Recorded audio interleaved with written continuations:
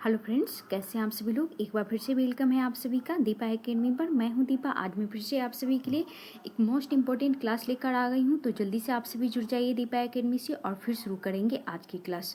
तो इस क्लास में हम क्या करते हैं, इस क्लास में हम करते हैं बीएड फर्स्ट ईयर की तैयारी, जिसका सेशन है 2025 से 27। इस टाइम हम करते हैं कोर्स 2 की क्लास। जी हाँ, अभी हम यानी कि 6 PM शाम के 6 बजे हम करते हैं कोर्स 2 की क्लास। और कोर्स 1 की क्लास कब होती है, तो ये होती है आपकी शाम को 8 बजे। आप लोग ये टाइमिंग लिख लीजिए या फिर याद कर लीजिए। आप लोग दीपा एकेडमी से, अगर आप लोग बीएड फर्स्ट ईयर के स्टूडेंट हैं तो दीपा एकेडमी से जुड़कर क्या कर सकते हैं, आप लोग फ्री में पूरा का पूरा सिलेबस को कवर कर सकते हैं, इसको पढ़ सकते हैं। और इसमें जो भी क्वेश्चन बनाए गए हैं वो क्या है, बीएड फर्स्ट ईयर की पिछले 10 साल के क्वेश्चनों को देखकर बनाया गया है। जी हाँ, ऐसे ही क्वेश्चन उठा के आप लोगों को नहीं कराया जा रहा है। पिछले 10 साल के क्वेश्चन को देखते हुए ये क्वेश्चन बनाकर आप लोगों को कराया जा रहा है यहाँ इस क्लास में। तो अभी हम करने वाले कोर्स 2 की क्लास, जिसका नाम है कॉन्टेम्परेरी इंडिया एंड एजुकेशन, समकालीन भारत और शिक्षा। अभी हम कर रहे हैं यूनिट नंबर 2, यानी कि हमारा यूनिट नंबर 1 पहले ही कंप्लीट हो चुका है। और ये कोर्स 2 की क्लास है, क्लास नंबर 7। और ये सभी यूनिवर्सिटी के लिए इंपॉर्टेंट होने वाला है। अगर आप किसी भी यूनिवर्सिटी से है तो आप लोग क्या कर सकते हैं, यहाँ पे क्लास करके अपने बीएड फर्स्ट ईयर की तैयारी बहुत अच्छे से कर सकते हैं और 85 से 90% मार्क्स आप लोग अपने एग्जाम में ला सकते हैं। तो चलिए शुरू करते हैं क्लास। देखते हैं आज का क्या क्वेश्चन बन रहा है हमारा। और जो भी इस क्लास में पहली बार आए हैं तो प्लीज़ चैनल को सब्सक्राइब करके बेल आइकन प्रेस कर दीजिएगा, ताकि नेक्स्ट क्लास की नोटिफिकेशन आपको टाइम से मिल जाए। और सभी लोग क्लास को लाइक कर दीजिए और शेयर भी कर दीजिए। और जिस नोट से हम पढ़ा रहे हैं इस क्लास में, अगर यही नोट्स अगर आप लोगों को चाहिए तो इसके लिए क्या करना पड़ेगा, आप लोगों को ओनली 49 रुपीज़ पे करना पड़ेगा। कहाँ पे करना है, कहाँ पे आप लोगों को PDF मिलेगा, ये सभी जानकारी आप लोगों को टेलीग्राम चैनल पर मिलेगा। तो कमेंट बॉक्स में सबसे ऊपर आप लोगों को टेलीग्राम चैनल का लिंक पिन किया हुआ होगा, वहाँ पे क्लिक करके आप लोग फॉलो कर लीजिएगा। क्लास से रिलेटेड या फिर आपके मन में कुछ भी सवाल हो तो वहाँ पे मैसेज करके पूछ सकते हैं और नोट्स वहीं से आप लोगों को मिलेगा। तो चलिए देखते हैं आज का क्लास। हमारा कोर्स नंबर 2 है कॉन्टेम्परेरी इंडिया एंड एजुकेशन, समकालीन भारत और शिक्षा। इसमें भी टोटल कितने यूनिट है, तो इसमें भी टोटल 5 यूनिट है। अभी हम यूनिट नंबर 2 पढ़ रहे हैं और आज हमारा यूनिट नंबर 2 का दूसरा क्वेश्चन है। इसमें क्या है, निम्नलिखित पर संक्षिप्त टिप्पणी लिखें। तो हमारा पॉइंट कौन सा है, धर्मनिरपेक्षता है, दूसरा है सामाजिक न्याय है, तीसरा हमारा स्वतंत्रता है और चौथा है समानता है। धर्मनिरपेक्षता, सामाजिक न्याय और स्वतंत्रता और समानता पर हमें क्या करना है, संक्षिप्त टिप्पणी लिखना है। देखते हैं कैसे टिप्पणी लिखा गया है और कैसे आप लोगों को एग्जाम में लिखना है।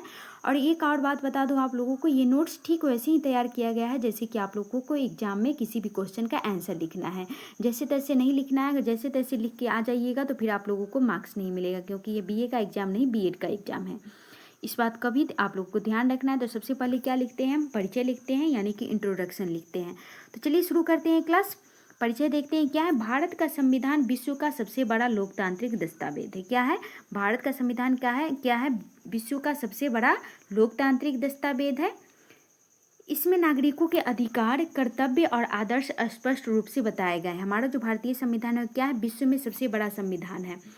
यहाँ पे क्या है, जिसमें नागरिकों के अधिकार, कर्तव्य और आदर्श स्पष्ट रूप से बताए गए हैं। संविधान की प्रस्तावना में ही यह घोषित किया गया है कि भारत एक सार्वभौमिक, समाजवादी और धर्मनिरपेक्ष लोकतांत्रिक गणराज्य होगा। हमारे संविधान में भी ये घोषित किया गया है कि भारत क्या है, सार्वभौम, समाजवादी, धर्मनिरपेक्ष और लोकतांत्रिक गणराज्य होगा, जिसमें 4 महत्वपूर्ण आधारभूत सिद्धांतों का उल्लेख किया गया है। तो पहला कौन सा है, धर्मनिरपेक्षता है, दूसरा हमारा सामाजिक न्याय है, तीसरा स्वतंत्रता है और चौथा क्या है, समानता है। ये सिद्धांत केवल भारतीय लोकतंत्र की रीढ़ नहीं है क्या है, बल्कि एक आदर्श समाज की नींव भी रखते हैं। ये सिर्फ सिद्धांत न केवल भारतीय लोकतंत्र की रीढ़ है, बल्कि ये क्या करती है, ये आदर्श समाज की नींव रखती है। चलिए आगे देखते हैं, आगे क्या है। आगे हम पढ़ने वाले हैं धर्मनिरपेक्षता के बारे में। सबसे पहले हम धर्मनिरपेक्षता के बारे में पढ़ेंगे। तो इसका परिभाषा देखते हैं। परिभाषा में क्या लिखा गया है, धर्मनिरपेक्षता का अर्थ, परिभाषा जो कुछ भी आप लोग कह लीजिए, तो धर्मनिरपेक्षता का अर्थ हो जाएगा राज्य का सभी धर्मों से समान दूरी बनाए रखना। राज्य का सभी धर्मों से क्या है, समान दूरी बनाए रखना। राज्य किसी विशेष धर्म को न तो संरक्षण देगा और न ही किसी धर्म के खिलाफ भेदभाव करेगा। यहाँ पे क्या है, सभी धर्म समान है, सभी धर्म से समान रूप से दूरी रखनी है, सभी धर्म से समान रूप से नज़दीकी रखनी है। राज्य किसी विशेष धर्म को न तो संरक्षण देगा और न ही किसी धर्म के खिलाफ भेदभाव करेगा। आगे देखते हैं, आगे क्या है, संक्षिप्त विवेचना। संक्षिप्त विवेचना में देखते हैं हम, इसका संक्षिप्त में धर्मनिरपेक्षता के बारे में हम संक्षिप्त रूप से पढ़ते हैं। धर्मनिरपेक्षता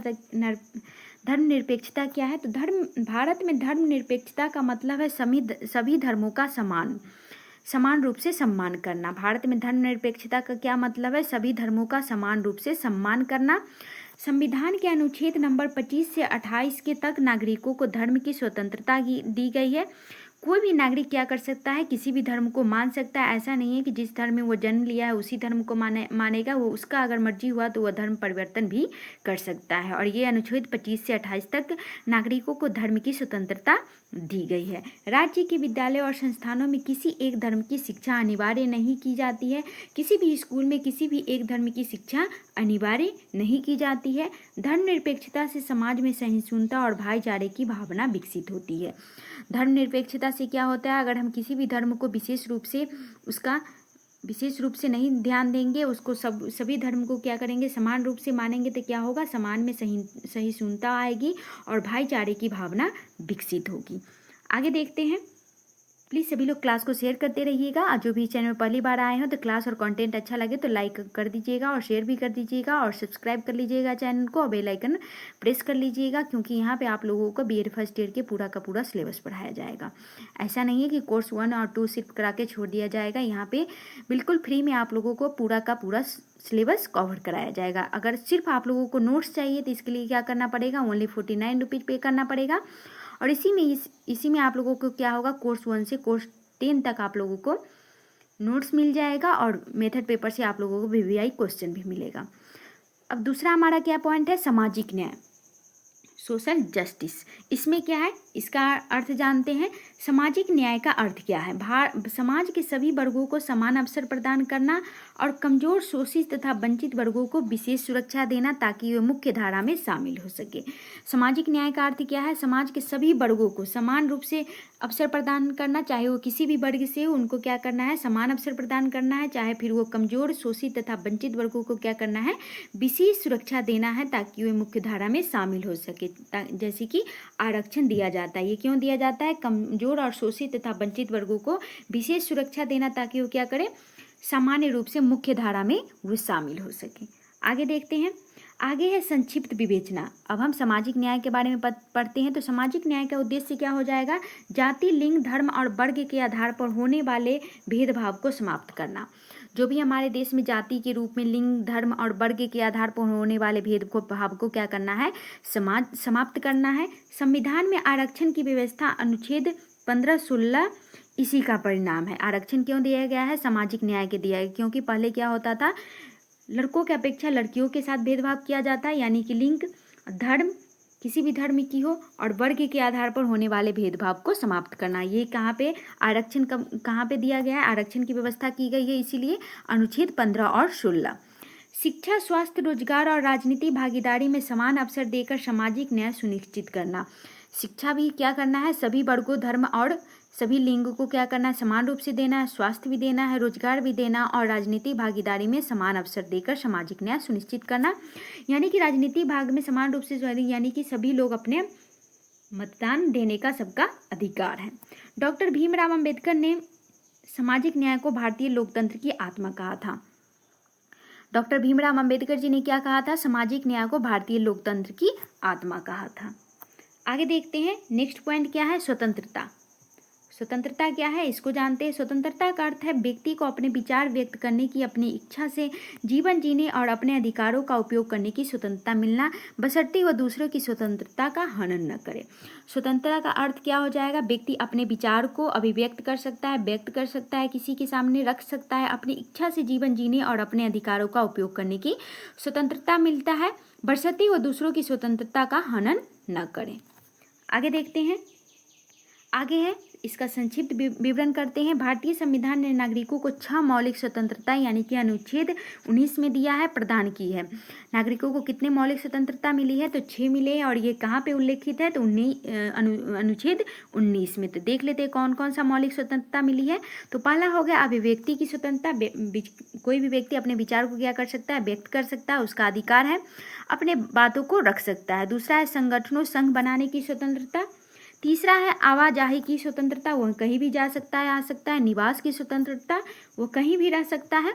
व्यवसाय पेशा चुनने की स्वतंत्रता, उसे अगर कोई भी कार्य करना हो तो वो कर सकता है जो कि लीगल हो।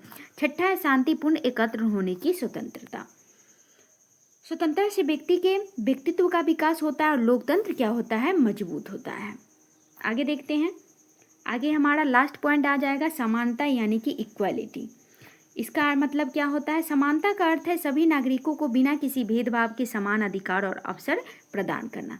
इक्वालिटी का क्या मतलब हो जाएगा? सभी नागरिकों को बिना किसी भेदभाव के समान अधिकार और अवसर प्रदान करना। आगे देखते हैं। इसका संक्षिप्त विवरण देखते हैं। अनुच्छेद 14 से 18 तक समानता का प्रावधान है। अनुच्छेद 14 से 18 तक क्या है? समानता का प्रावधान है। कानून की दृष्टि में सभी क्या है? समान है। जाति, धर्म, लिंग, भाषा या जन्म स्थान के आधार पर भेदभाव नहीं किया जा सकता है। किसी भी जाति को हो, किसी भी धर्म, किसी भी लिंग से हो, भाषा या जन्म स्थान के आधार पर भेदभाव नहीं किया जा सकता। समानता केवल अधिकारों तक ही सीमित नहीं है, बल्कि अवसरों की समानता पर भी बल देती है। समानता केवल अधिकारों तक ही सीमित नहीं है, बल्कि अवसरों की समानता पर बल भी देती है। किसी भी क्षेत्र में समान अवसर क्या होगा? सभी को समान अवसर मिलेगा, चाहे फिर वो किसी भी जाति, धर्म या लिंग या भाषा, किसी भी जन्म स्थान से क्यों ना हो। आगे देखते हैं। आगे हमारा आ चुका है डायग्राम। उससे पहले सभी लोग क्लास को लाइक कर दीजिएगा और जो भी चैनल पहली बार आए हैं तो प्लीज़ चैनल को सब्सक्राइब करके बेल आइकन प्रेस कर लीजिएगा। और जो लोग भी क्लास को शेयर नहीं किए होंगे तो प्लीज़ क्लास को शेयर जरूर कर दीजिएगा। भारतीय संविधान के मूल तत्व। अब हम इसको डायग्राम में क्या करेंगे? सबसे पहले लिखेंगे भारतीय संविधान के मूल तत्व कौन कौन है। तो 4 है। तो ये पहला हो गया, ये दूसरा है, और ये तीसरा है, और ये चौथा है। तो पहला क्या है? धर्मनिरपेक्षता। ये क्या करता है? सभी धर्मों को सम्मान मानता है। दूसरा है सामाजिक न्याय, कमजोर वर्गों को अवसर देता है। स्वतंत्रता, विचार एवं जीवन जीने की आज़ादी देता है। और समानता, सबके लिए समान अधिकार देता है। तो ये ऐसे करके आप लोगों को डायग्राम बनाना है। डायग्राम आप लोगों को हर एक क्वेश्चन में हम देते हैं, चाहे अगर आप लोग पेड क्लास भी लेते हैं तो वहाँ पे इतना अच्छा कंटेंट आप लोगों को नहीं मिलेगा। अगर मिल रहा है, अगर किसी ने लिया है तो आप लोग मुझे ज़रूर बताइएगा। इससे अच्छा कंटेंट आप लोगों को कहीं नहीं मिलने वाला है। अगर आप लोग कॉलेज भी जाते होइएगा, रोज़ क्लास करने भी जाते होइएगा, तो वहाँ के टीचर भी आप लोगों को इतना अच्छा से डिटेल से डायग्राम के साथ आप लोगों को नहीं पढ़ाया जाएगा। हर एक हो सकता है 2-4 कॉलेज हो ऐसा जिसमें से 2-4 टीचर आप लोगों को पढ़ाएंगे, लेकिन हर एक कॉलेज में गारंटी के साथ कह सकते हैं कि हर एक कॉलेज में ऐसा आप लोगों को कंटेंट नहीं दिया जाएगा, और फ्री में तो बिल्कुल भी नहीं मिलेगा। तो अब हम लास्ट पॉइंट पे आ चुके हैं, निष्कर्ष। निष्कर्ष क्या है? हमारा हर एक क्वेश्चन में कंपलसरी रूप से लिखना है। और बहुत लोगों को तो पता ही नहीं रहता है कि बीएड में हमें अपने एग्जाम में क्या करना है, क्वेश्चन को आंसर कैसे लिखना है। तो यहाँ पे सब कुछ आप लोगों को बताया जा रहा है। और ये नोट्स, पूरे सिलेबस का नोट्स ओनली 49 रुपीज़ में आप लोगों को मिलेगा। तो आप लोग टेलीग्राम चैनल को फॉलो कर लीजिएगा, वहाँ पर मैसेज करके आप लोग पूछ सकते हैं कहाँ पर मिलेगा, नोट्स कैसे मिलेगा। ओनली 49 रुपीज़ सिर्फ शुरू के 50 छात्रों के लिए है, जिसमें से सिर्फ 10 या 15 सीट बचे हुए हैं। तो आप लोग जल्दी कीजिए, इसके बाद क्या होगा, इसका दाम को इंक्रीज कर दिया जाएगा। और सिर्फ एक नोट्स नहीं मिलेगा, यहाँ पे पूरे सिलेबस का नोट्स आप लोगों को ओनली 49 रुपीज़ में मिल रहा है। तो चलिए हम निष्कर्ष देखते हैं। निष्कर्ष में क्या है? धर्मनिरपेक्षता, सामाजिक न्याय, स्वतंत्रता और समानता केवल संवैधानिक आदर्श नहीं है, बल्कि भारतीय लोकतंत्र की जीवन रेखा है। इन सिद्धांतों के बिना न तो नागरिकों के अधिकार सुरक्षित रह सकते हैं और न ही समाज में न्याय, भाईचारा और समरसता की संभव है। क्या है?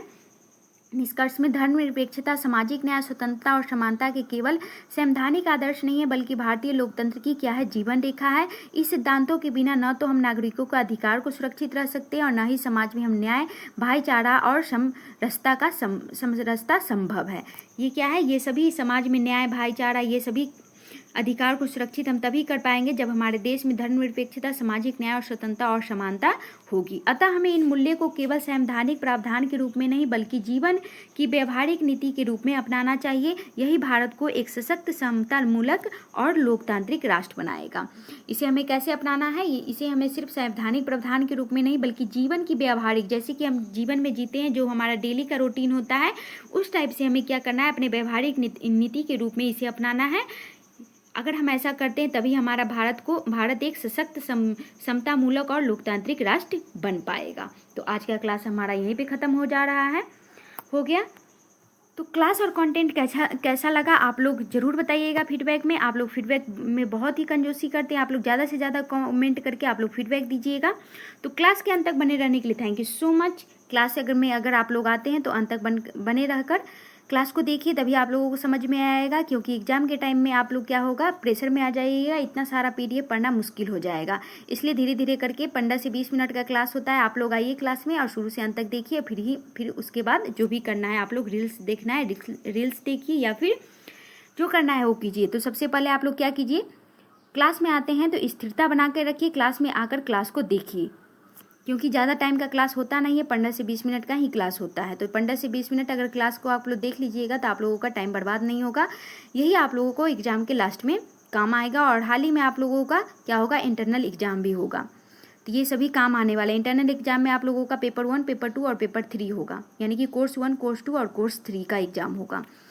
तो चलिए, क्लास के अंत तक बने रहने के लिए thank you so much. Class और कंटेंट अच्छा लगे तो लाइक कीजिए, शेयर कीजिए, चैनल को सब्सक्राइब कीजिए और ज़्यादा से ज़्यादा कमेंट करके फीडबैक दीजिए। तो मिलते हैं नेक्स्ट क्लास में। जय हिंद, जय भारत।